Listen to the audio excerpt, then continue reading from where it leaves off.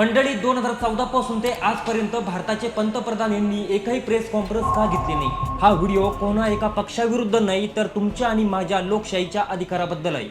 मन की बात मध्ये तासनतास बोलणारे आपले पंतप्रधान जेव्हा नीट पेपर फुटीसारखा मोठा घोटाळा होतो किंवा देशात आंदोलन पेटतात तेव्हा स्वतः थेट कॅमेऱ्यासमोर येऊन पत्रकारांच्या अस्वस्थ करणाऱ्या प्रश्नांना सामोरे जात नाही।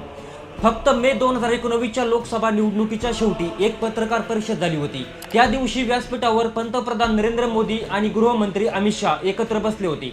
तेव्हा पत्रकारांनी प्रश्न विचारायला सुरुवात केली तेव्हा एकाही प्रश्नाचं उत्तर पंतप्रधानांनी दिलं नाही। ते प्रश्न त्यांनी अमित शाह यांच्याकडे वळवले आणि शेवटी फक्त एवढेच म्हणाले, हम तो डिसिप्लिन सोल्जर है, अध्यक्ष हमारे लिए सब कुछ होते हैं। जेव्हा नीट पेपर फुटीसारखा मोठा घोटाळा होतो किंवा देशात आंदोलन पेटतात, देश अपेक्षेने बघत असतो की देशाचे पंतप्रधान स्वतः कॅमेऱ्यासमोर येऊन प्रश्नांचं उत्तर देतील, पण तसं घडलं नाही। एनडीएच्या संसदीय पक्षाच्या बैठकीत ते म्हणाले, नीट पेपर फुटीमुळे जबाबदार असलेल्यांना कोणत्याही परिस्थितीत सोडले जाणार नाही आणि त्यांना शक्य तितकी कठोर शिक्षा होईल।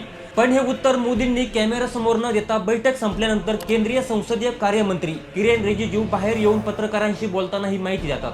आता यावर काही म्हणतील की पंतप्रधान मन की बात करतात, इतक्या मुलाखती देतात, मग अजून काय हवंय। पण मंडळी, मन की बात हा एकतर्फी संवाद आहे।